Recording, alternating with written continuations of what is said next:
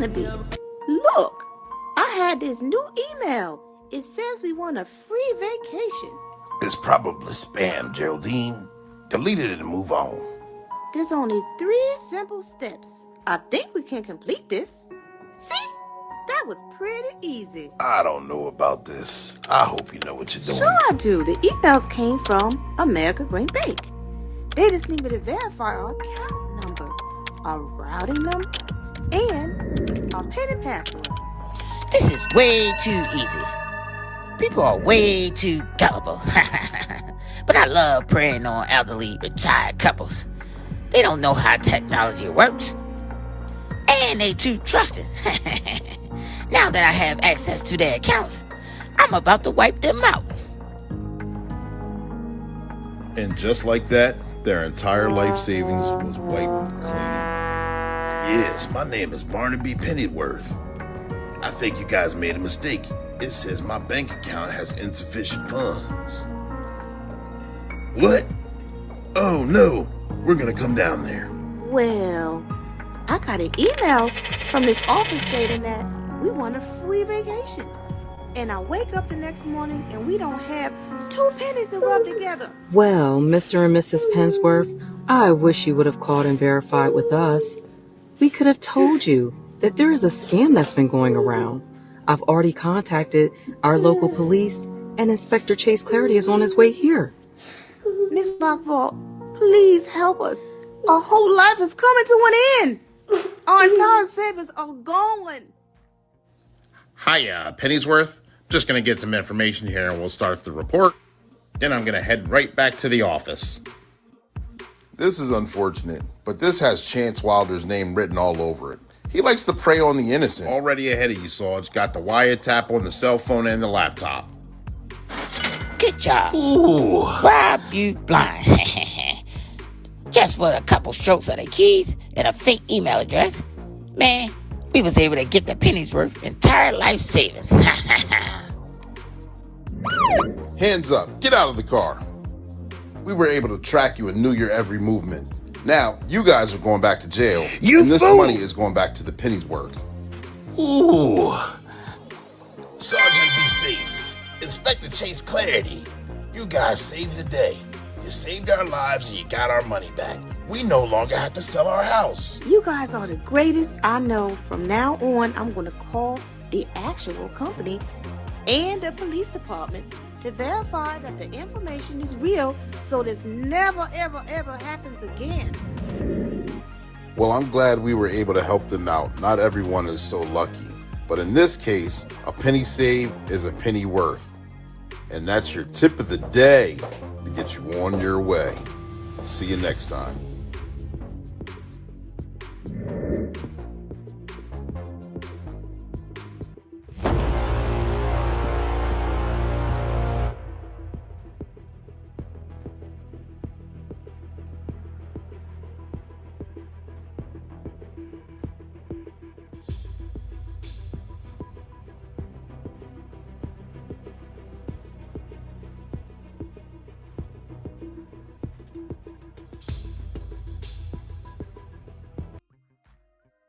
Hello, welcome back to my classroom. In case you forgot, I am Mrs. Gaynor. Hello, my name is Maya. I could tell this is going to be my new favorite class. Sergeant Be Safe is here. April, your month to master money. April is not just the month of blooming flowers and longer days. It's also Financial Literacy Month, a time to cultivate the seeds of financial knowledge that will empower our future generations. Join the movement to transform financial education into a cornerstone of our schools. It's your chance to champion the cause that can shape a financially savvy youth, one who knows how to navigate the world of money with confidence and clarity. Is your school equipped with the tools to teach financial literacy from kindergarten through high school? If not, it's time to step up and advocate for a curriculum that prepares our kids for real-life financial challenges. Let's bring the lessons of budgeting, saving, investing, and money management into the classrooms, ensuring our children don't just graduate, but thrive. Empower them to make informed financial choices and watch as they blossom into money-wise individuals, ready to take on the world. So, this April, let's unite to foster financial literacy, because a well-informed student is a powerful force for change. Together, we can pave the path to a financially savvy future. One book I would highly recommend is Cornell Buys His First Pair of Sneakers, written by Marion Small. It can be found on Amazon.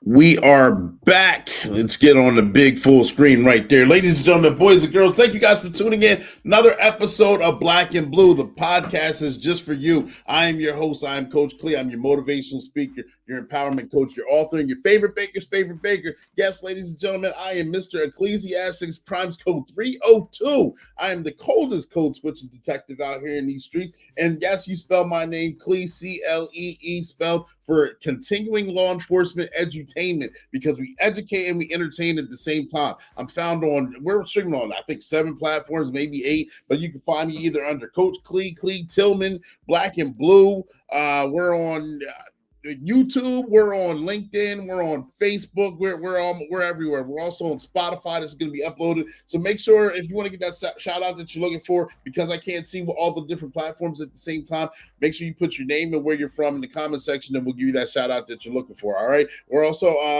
I did say Spotify, I did cover that. So I've been covering all the platforms that we're doing right there. This is an exciting month. This is an exciting time of year. This is let me finish covering. I'm jumping ahead because I'm excited. This is Black and Blue. This is the podcast is just for you. We go live weekly at 7 p.m. Eastern Standard Time. And when we go live with the first responder or law enforcement officer, whether they're rookie, seasoned, or retiree. And we talk about their trainings, their experiences, and their publications. And we're not going to fall short today. We got a first responder. It's going to be a recording of an episode that was already being played. He's an author. He's done tremendous things here in this field. It's a great interview, so make sure you guys stick around for it. Make sure you hit that like button, because I appreciate you, so we can keep this show going and having a lot of fun while we do it. Like I said, this is an exciting month, for one, because April, like we learned from our last guest, the Pennsylvania State Auditor General, Timothy L. DeFore, that April is Financial Literacy Awareness Month. And with that, I do have a guest. He was featured in the Sergeant Be Safe cartoon, a book for children, a children's book on financial literacy, written by Marion Small. It's Cornell Buys His First Pair of Sneakers. And also, for those of you that don't know, this book is going to be featured in the upcoming Easter basket that we will be giving away locally. And when I say we, I'm talking about shout outs to my guys, David and Jeff. You guys know who you are. I hope you guys are watching. The 3 of us came up with this idea, and we're going to be doing that, and along with a couple other things locally. So stay tuned for that. That's going to be going down relatively soon. So I'm excited for that. We got to take care. It ties all in together because it's Financial Literacy Awareness Month, and I got to speak at the fraud fair at PSECU locally sometime last week. Me and a couple other first responders got to be presenters. So that's where the Sergeant Be Safe cartoon came into play that you saw at the beginning of this episode. And then also the Financial Literacy Awareness Month. It all ties together. So here's a quick set of pictures on what happened at PSECU, the elderly financial awareness fraud, because that's on the rise as well. We learned that too from our last episode. Stand by.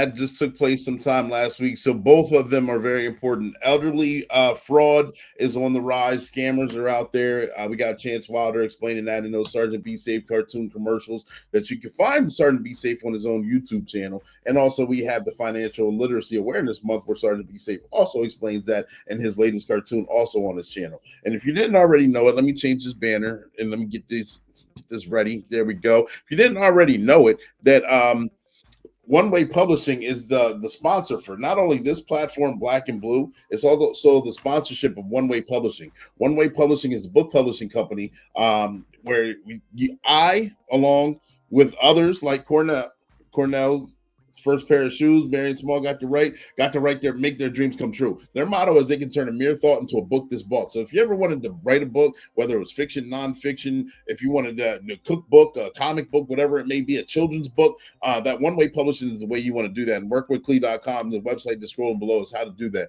They sponsored the publishing for Sergeant Be Safe. They do the Black and Blue, and they also make the dreams come true with the publishing for your own book. So make sure you guys check that out. All right, I think we got all the sponsors out there. Ladies and gentlemen, boys and girls, without further ado, I got a special guest who's already been in here. This, like I said, is a recording. We got to have a lot of fun during this. I learned a lot. He's got his book, Extracting the Truth. If you haven't already picked that up, I got my copy. We'll discuss it a little further during the interview. Make sure you guys check out his book. Make sure you guys check out his interviews. Great, very funny, very entertaining, but very explicit. He can explain things very well. I enjoyed interviewing him. Ladies and gentlemen, boys and girls, without further ado, he's got over 25 years of law enforcement experience. He's had 4 years in corrections. He also worked in loss prevention for a few years. He's got 12 years of investigative experience where he got to work in robbery, homicide, narcotics. He was on the DEA task force. He's worked as an FTO. He's worked in street crimes. He's worked juvenile crimes. He's worked violent crimes. And like I already mentioned, he's the author of Extracting the Truth. On today's episode, we're going to be extracting justice with Jon Rappa. Ladies and gentlemen, boys and girls, welcome him to the stage. Give him some likes, give him some hearts. Here we go. This is the interview. Hi, ladies and gentlemen, boys and girls. Thank you guys for tuning in to another episode of Black and Blue. You guys already know he's been introduced. He's here. I got the world famous Jon Rappa right here. He's an investigator. He's wrote the book Extracting the Truth, and we're going to dive into that. And I've got to pick up. I haven't been able to digest the whole book. I just recently got it, but the parts that I did get have been very helpful for me as being in CI right now, being a detective myself. So, ladies and gentlemen, boys and girls, without further ado, he's already on the stage. Jon, thank you for joining this show. Can you tell us a little bit about yourself, please? Absolutely. First of all, like I said earlier, thank you for having me. It's an honor. I've been following you for a while, and this isn't when you reached out to me, I was like, wow, this is pretty cool. So thank you very much. Cool. Yeah.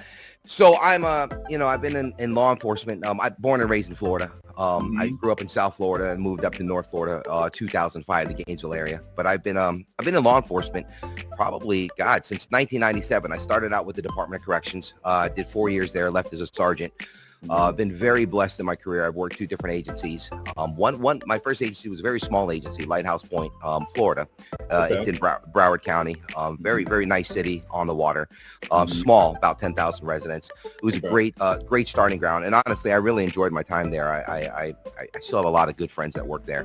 And that's where I grew up. It's funny. I grew up in Pompano, which bordered Lighthouse Point. And so I was breaking up parties. And then 5 years earlier, I was going to parties in high school, and maybe less than 8 years later, I'm breaking them up. So in the same neighborhood, really cool. But then me and my family, we moved up to Gainesville area, 2005.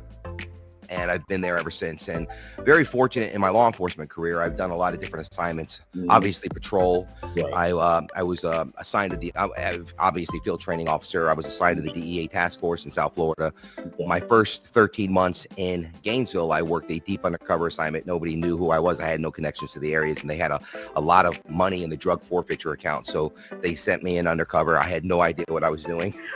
I think I was asked if I was a cop like 5 times in a month. I'm like, God, I'm horrible at this job.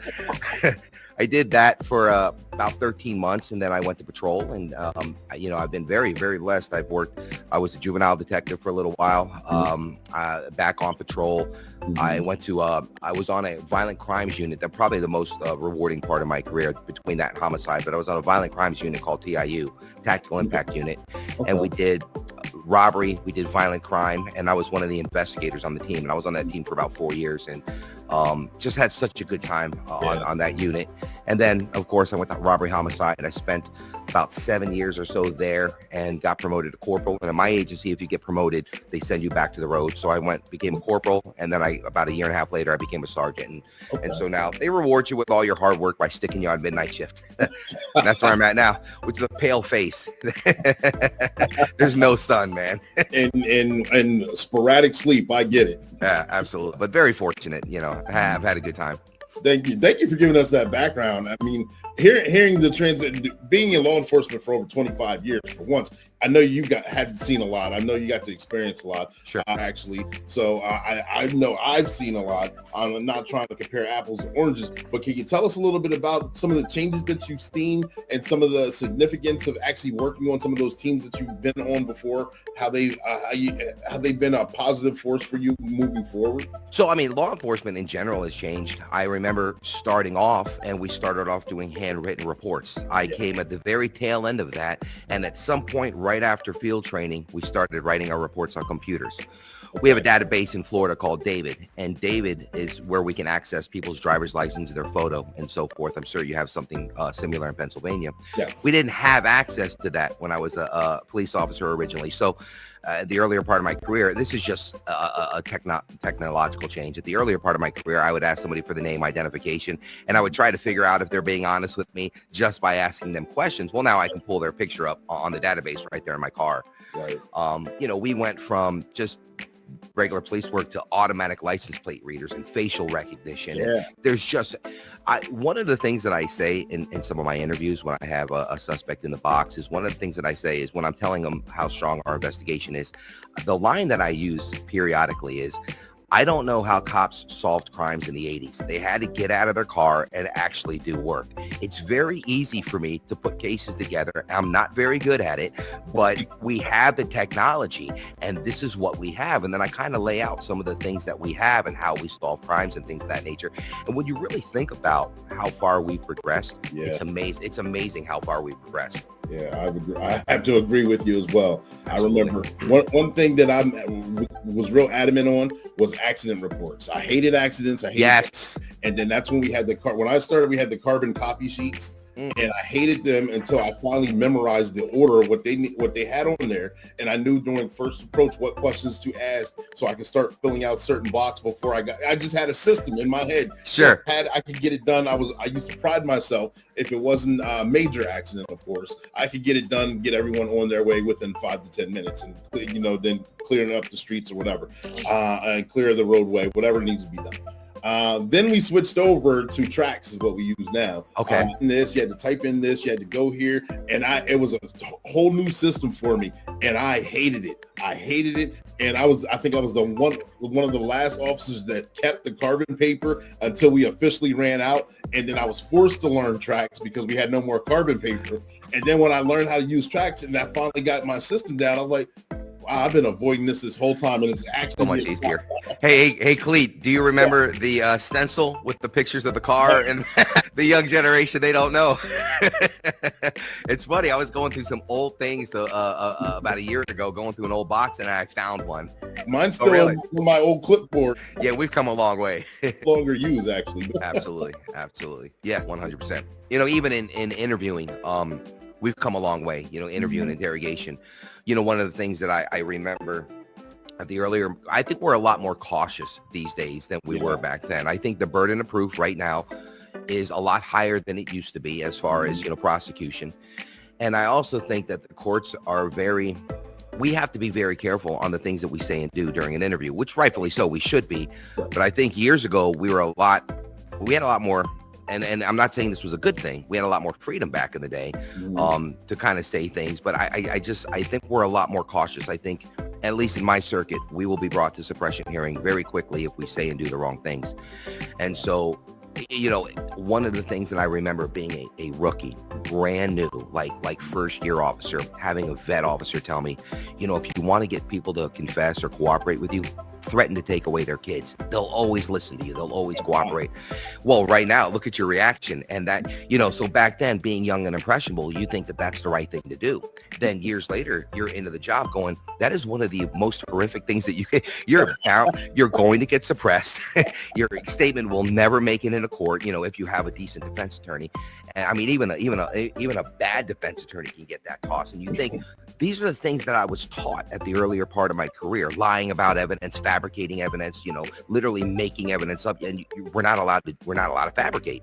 And so, as time progresses, I don't know if it's just, obviously case law, it changes a lot of things, but I think we just get better. I think we as law enforcement get better. We can look back at things we did years ago, whether it's on the streets or even in the box, in the interview room. And you could see that we've just progressed. We really have. Yes, we have. I remember very similar stories as well, starting off when I had a retired chief police job. So therefore he had other mental systems. He was at the end of his career when I was starting my career. So therefore he was very old school. Yeah, very, very old school, but he taught me a lot. But that would be it for a whole nother podcast. I don't want to go down that road, but he's a good man and a good instructor.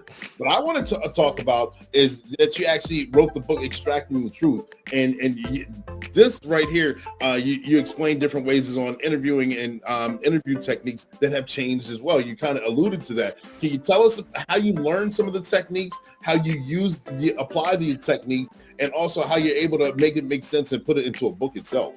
Oh, very good. I worked loss prevention before I got into law enforcement. My ultimate goal was always to be a police officer. Since high school, I've always wanted to be a police officer. And so I started off in loss prevention. I think I was about 21, maybe 2021 when I got into loss prevention. And I did that for several years, catching shoplifters and so forth. Well, at one point I got promoted to what was called key store investigator for a company called Mervin's. And I was a supervisor. Part of my job was to interview dishonest employees.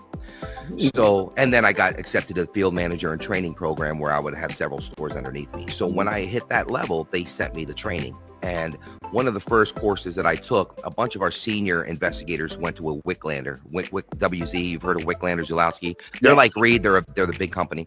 Yes. So they went to a Wicklander course and they came back and they taught us the Wicklander course. Okay. And I was enamored. I was so impressed. I thought it was the coolest thing. I was really impressed, and I really it was something that I thought to myself, I would love to do this on a regular basis. So when I would do my employee interviews, I got a kick out of it. The stuff that you would learn and how to interview people, how to get them to tell you the truth. So that was one of the first classes I took. And then of course I wanted to go make the big bucks. So I left the private sector and went to the State Department of Corrections. Horrible pay, horrible environment, but you lose what you don't use. So I went over there and I started, became a correctional officer. That was my stepping stone to become a cop. But then when I became a cop, 4 years after that, I went to another course. I went to a Reed interview and interrogation class. And then I went to a couple other smaller ones. And then I went to the Reed Advanced. And I've been to a whole bunch of different courses. And so between Reed, between Wicklander, between all the other small courses, I became a detective. I became an investigator in our tactical impact unit. And the one thing that got me to the level where I felt that I was good at it, because I wasn't always good at it. Even years into it, I look back putting my course together, and we'll talk about it. I teach interview and interrogation throughout the country to law enforcement. And I show video of myself. I don't pull video off the internet. If I teach a technique, I want to say, hey, this is me using it. Watch how it works. Right. And I go back, and when I was putting the course together originally, I found old interviews of mine that were absolutely horrible. And I'm like, I can't believe I said that, or I can't believe that's how I interviewed. And look how many times I cut somebody off, and it was just awful. So I think the thing that got me to the level, not only learning, not only reading, because I still read books on it. I'm reading a book right now from Trey Gowdy called It Doesn't Hurt to Ask. And and right now I just got on chapter 3, really good book. And I'm always learning on how to interview better. But I think the thing that got me to the level where I felt very comfortable and very confident was when I was on that team I talked about earlier, the tactical impact unit. We had people in the box every single night. So our function was to deal with the violent crimes that happen at night. And if we weren't investigating a robbery or a shooting, we were going out, and this was back when we had street level drug dealers everywhere. We were out dealing with the street crimes, and everybody we got, everybody, whether it was a dime rock, whether it was a nickel bag of weed, or whether it was shooting somebody in the stomach, they all got brought back to the office, and we interviewed everybody because we were trying to gather intelligence. And the operational reps that I got on that team every single night for 4 years, I could look back at interviews that I did at the beginning and interviews I did at the end, and when I transitioned to robbery homicide, and there was such a night and day difference. And that's what I tell people when at the last part of my class, right before I close, I tell people it's operational reps. You could take all the classes you want, you could read all the books you want, but until you actually put it to practice, you're not going to get good at it. When I first took my class, went to the Department of Corrections and came out, I remember my first interview with the DEA task force. There was my case. They said, go get him. I said, okay. And I looked like such an idiot trying to get this guy to flip and cooperate. And one of the senior detectives stepped in and said, step aside, let me do this. And he had to overtake the interview for me. And I'm like, God, I felt like such an idiot, but I didn't have the reps. Once you get the reps, it's operational reps.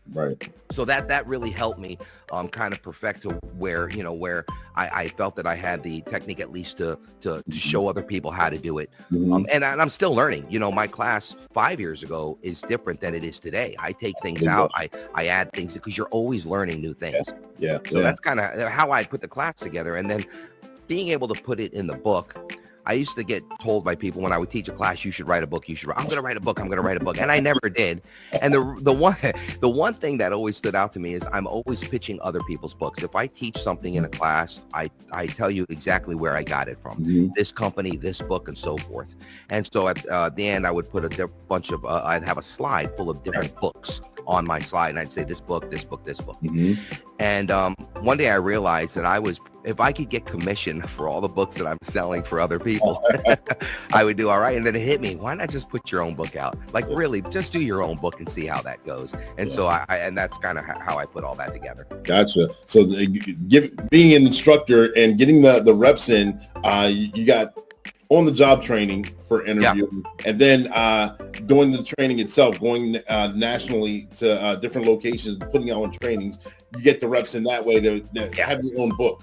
So you talk about peeling the onion, building rapport. And I just recently got the book, so I do apologize that I didn't have it read prior to this. But I did go into it and dissected just key portions of it that I'm like, I can use this right now for work. And those are, building rapport is one of them. I mean, we've done it on the street. We know how to do it. We've been police officers for a long time. You kind of read the scene and you want to see who I can build rapport with, build rapport that'll last a lifetime or a career.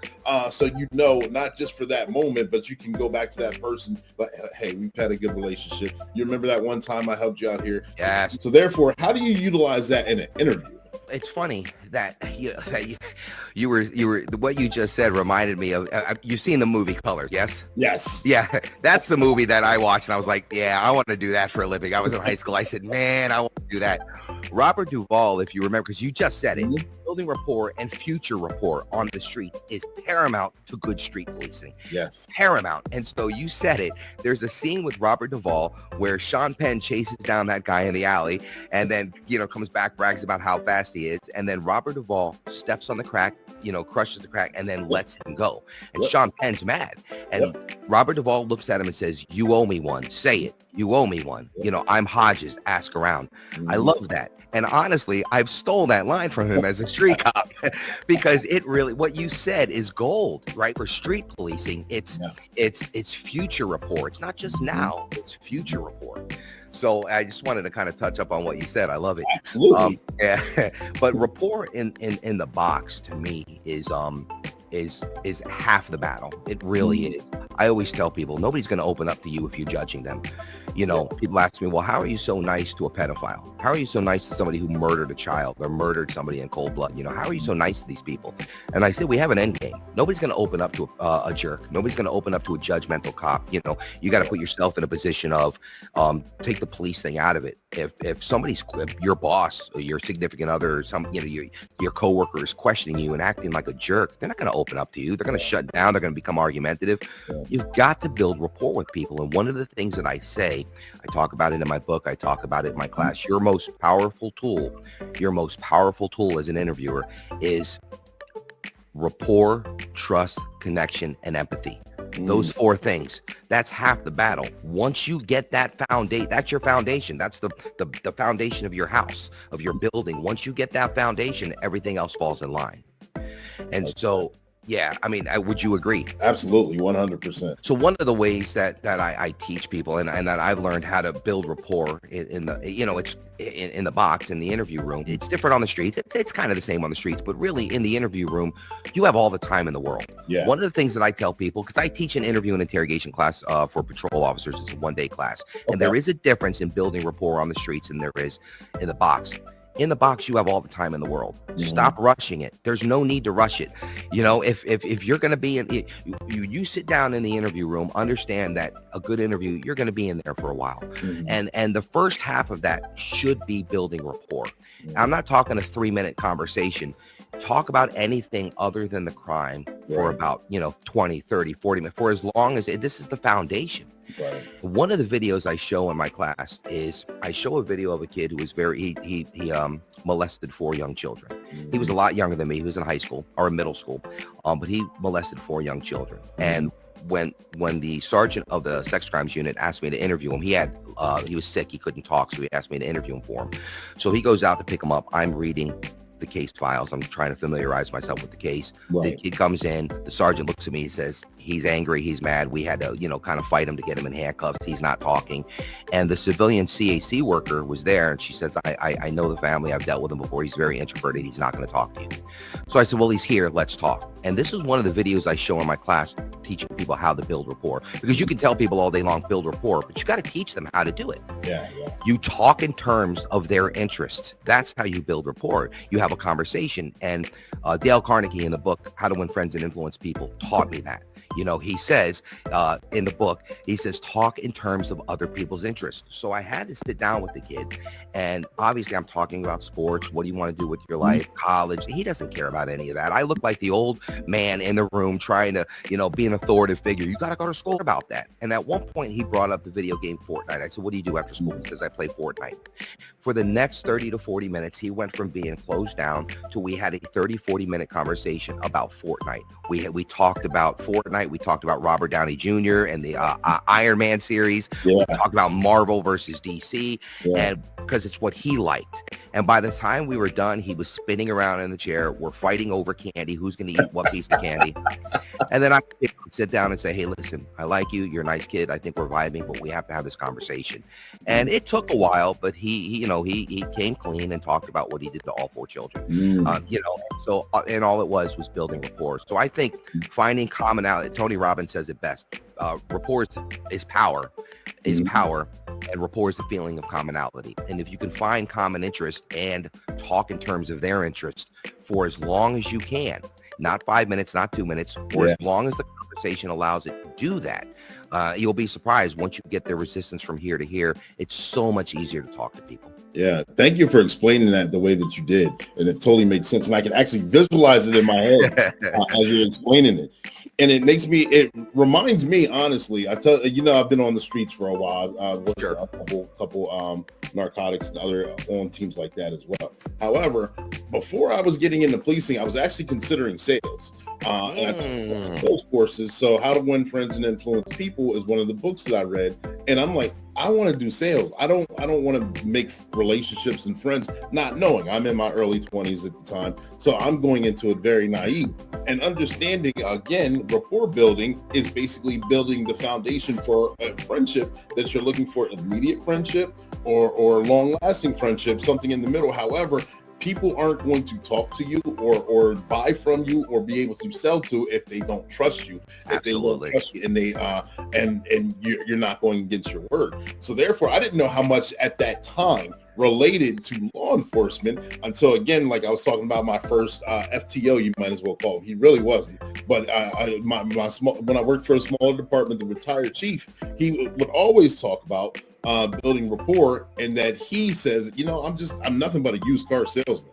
I'm out here, I'm selling people a dream on something, and then I had to put him in jail. And I'm like, wow, I understand where he was going with that. I think his delivery was a little, he wasn't trying to sell lemons and present them as Mercedes Benz. He was basically talking to you and telling you what you had, or what you could afford, or for lack of a better term, he presented to you what it was, made friends with you where you were. I watched him work. He did not at least come across as if he was judging. He came across as, man, you're in a tough situation, and I've never been in this situation, but I've seen situations like this before, and I promise you, you can get through it, and I want to help you get through it.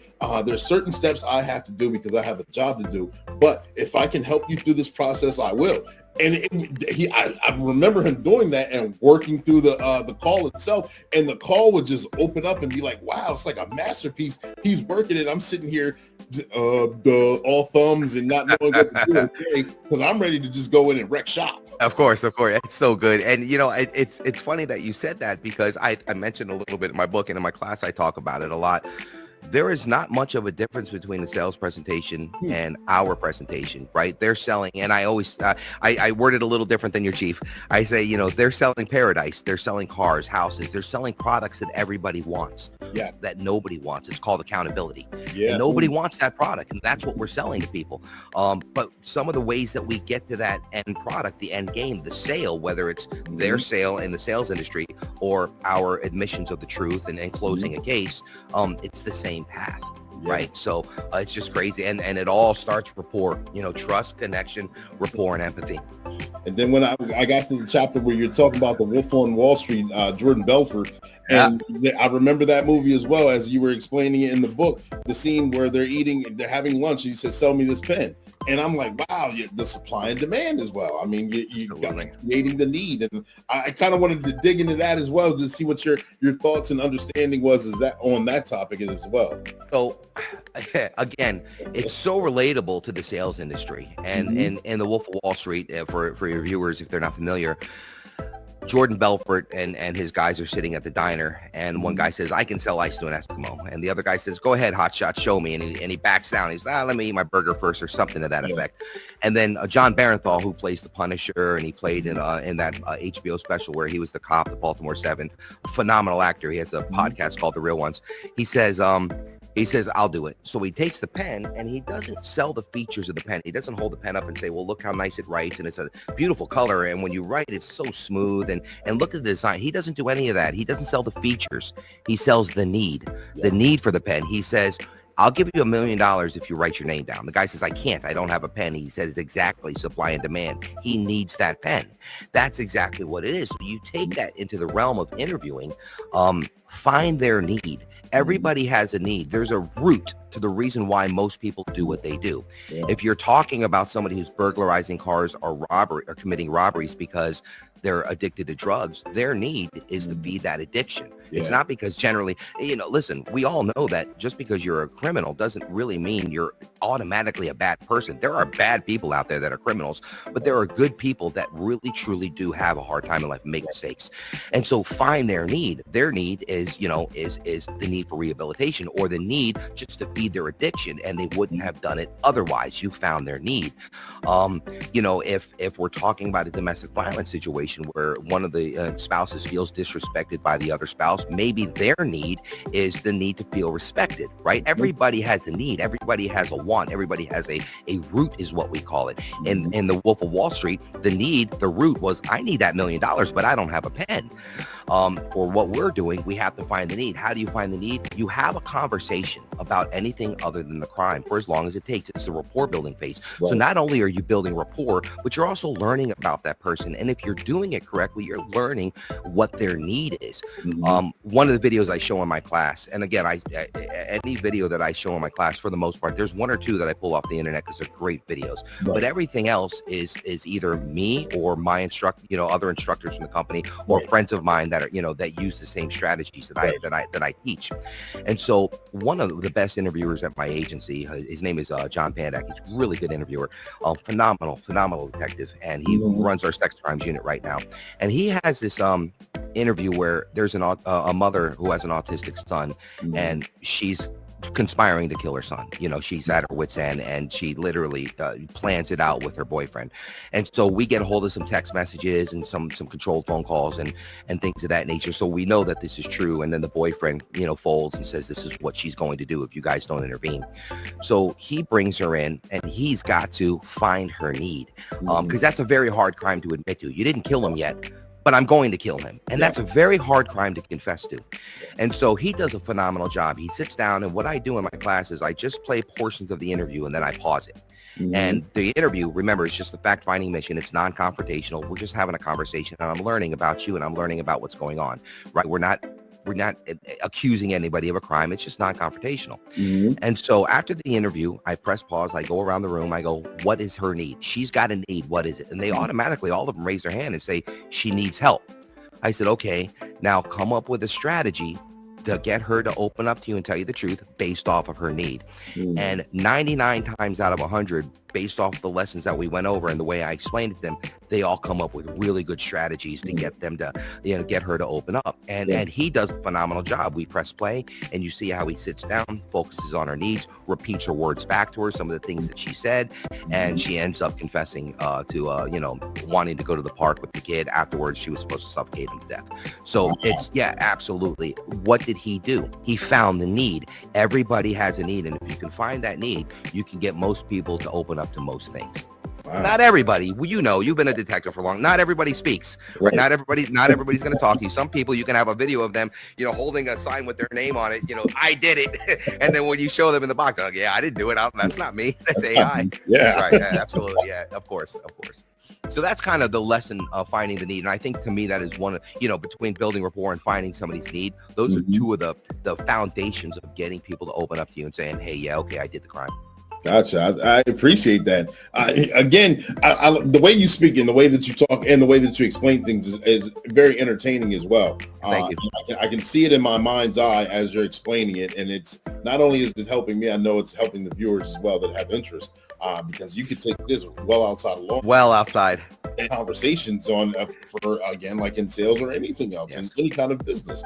But again, like I just said, it's entertaining because why is it so important to tell the story, or during interview have a story to tell as well? But when I got to that portion of the book, in your book, Extracting the Truth, and explaining telling the story or having a story to tell, I was like, wow, I never thought about that. Podcasting, yes, and I'm not actually I've never thought about assimilating the two, from podcasting to interviewing while working, but I'm like, wow, that was just like an aha moment for me. Yeah. So we're talking about storytelling, right? Because I do have a chapter on storytelling. Yes.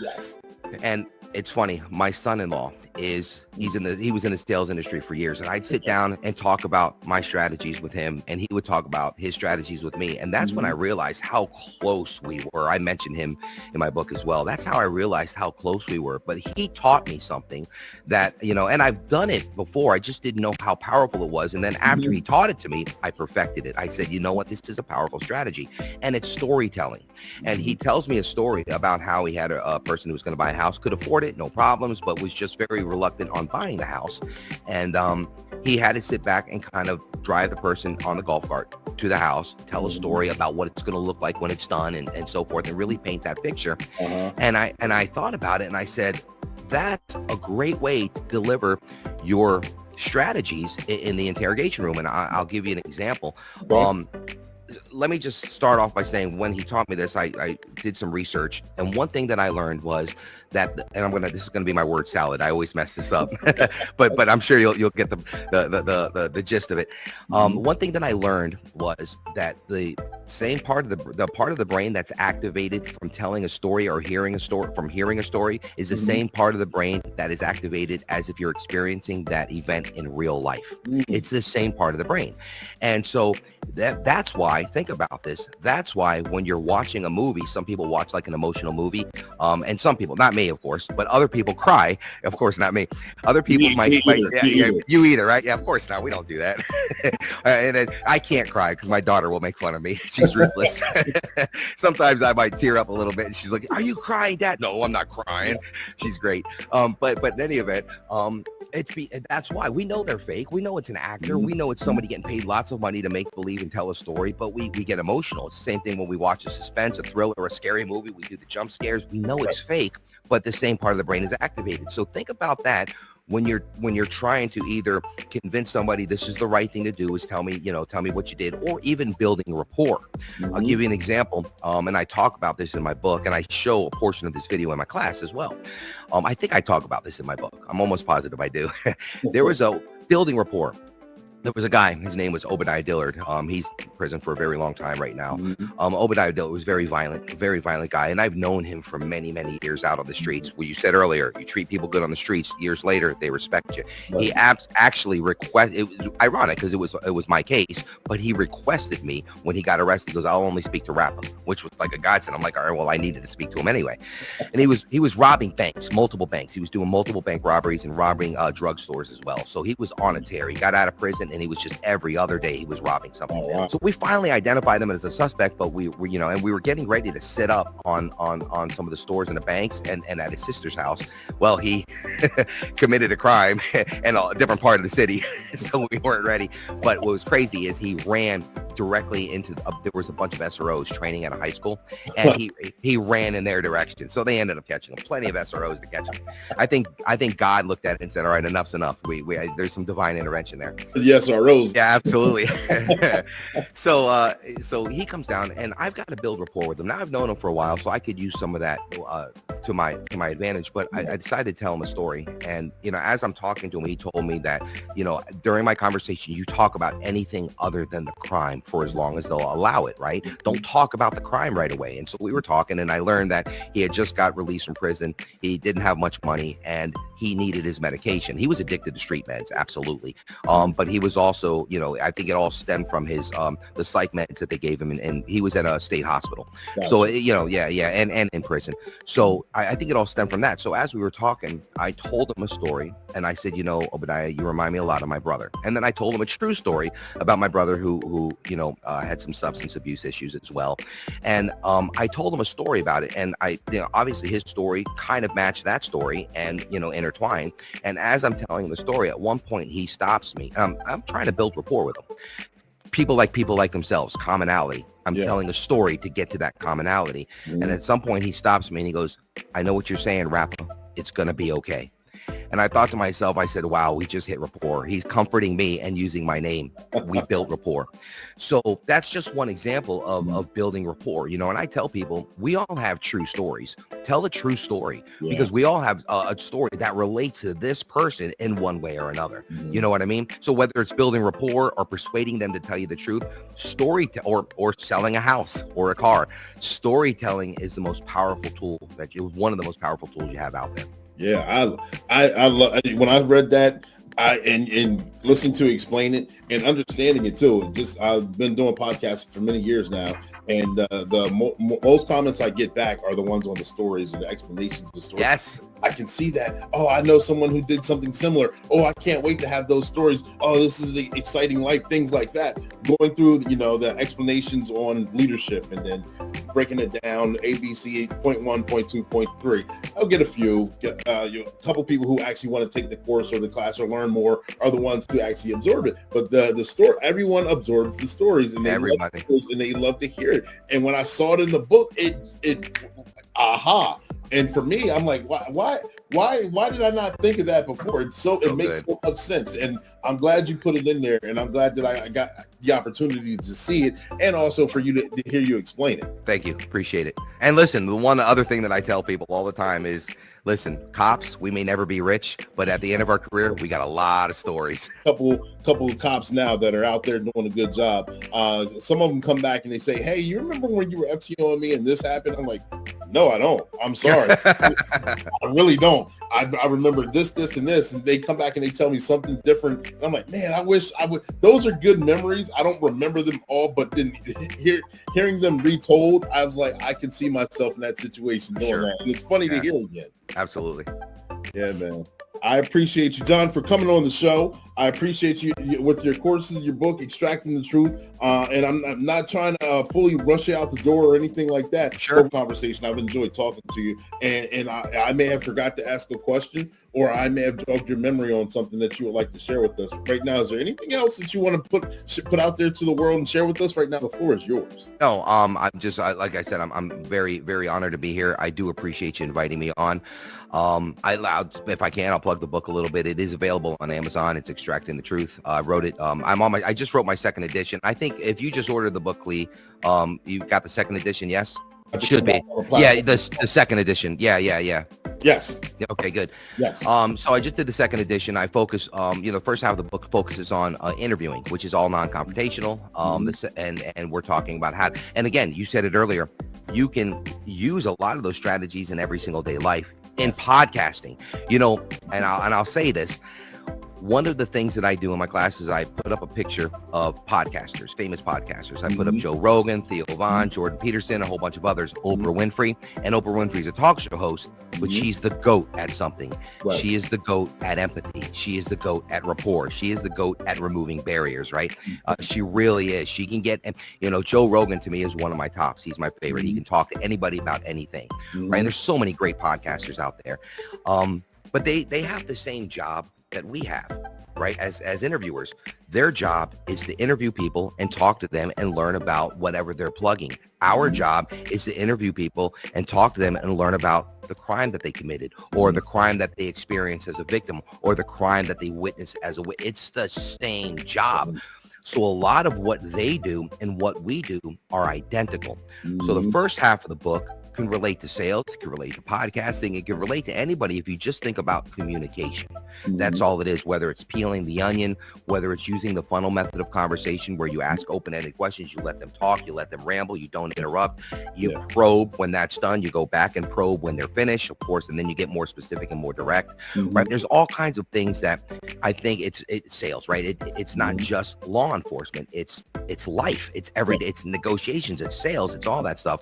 And of course, the second half of the book is how to get people to open up to you and tell you the truth, different strategies that we use. So it's available on Amazon, it's on Kindle, and hopefully within the next 2 months I'm trying to get an audiobook together as well. So that's in the near future. And then again, also if you're interested in any training, we travel the country. I work with a company called Advanced Police Concepts. They teach all kinds of courses, leadership, investigative courses, and things of that nature. And I'm very blessed to work for them as well. My wife works for the company as well. She runs the whole administrative side of it. So I'm very, very fortunate to be part of that team. And so we teach all over the country, Advanced Police Concepts, or you can visit my website at extractingthetruth.com. Gotcha. And see where we're coming next, or bring us to your area. I think before we went on, I found out that I taught in your area a few months ago. So maybe the next time we're up, we'll hook up. Maybe have a couple of you guys come to the class. Maybe you come to the class. I'll throw you in a ticket for free, Clee. I appreciate you're free, that. Baby. You're free. Yeah, we were going to work that to the point where we got to find a way to get you back up here, definitely. So I appreciate not only the ticket, but also to come up here and actually sit through a training in a class itself. I know I would deeply enjoy it and look forward to it. So your ticket's on me.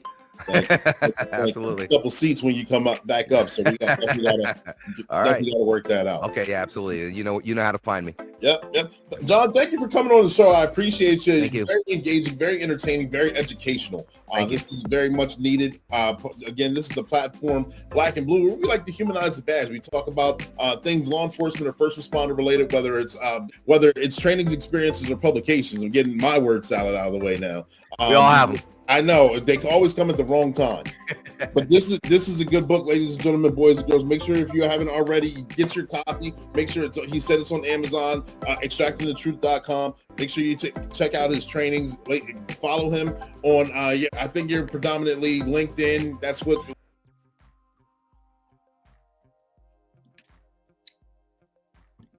And there we have it, ladies and gentlemen, boys and girls. Again, I apologize for the technical difficulty defects in the sound. I can't control some of those things. That's what happens when you record it and trying to upload it to make it more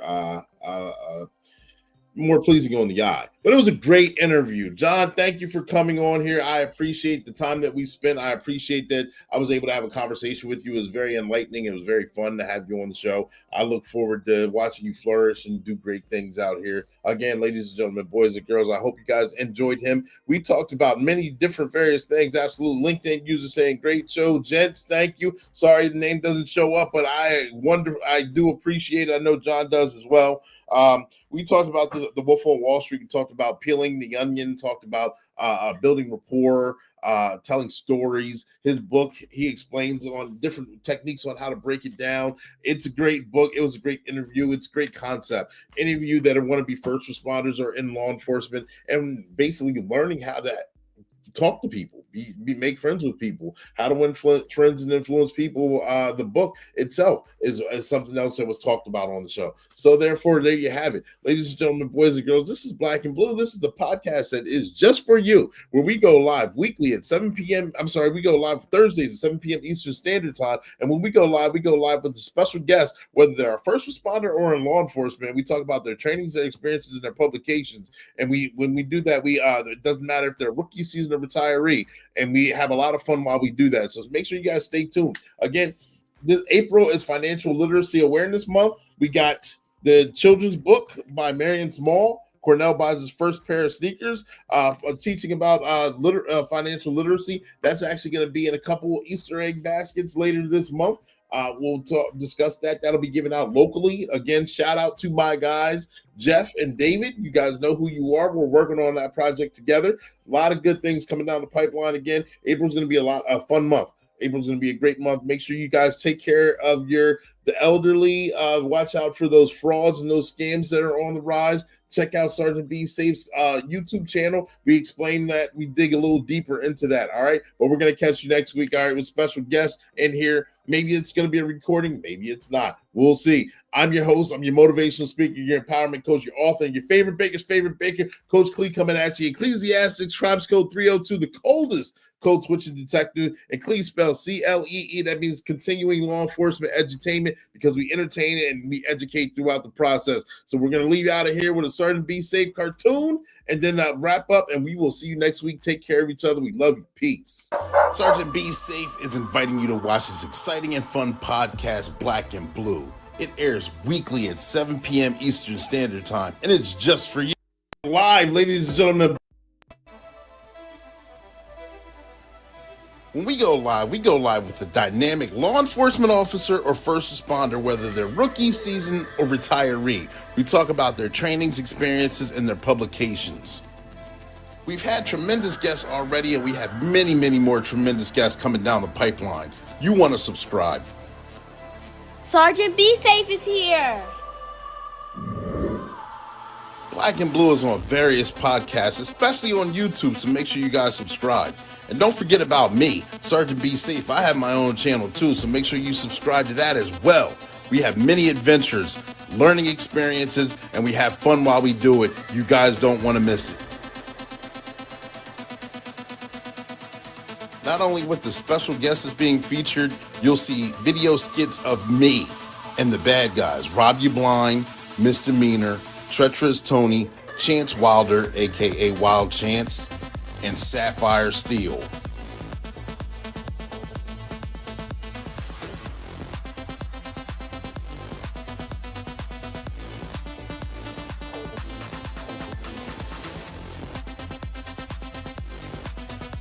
And that's your tip of the day to get you on your way.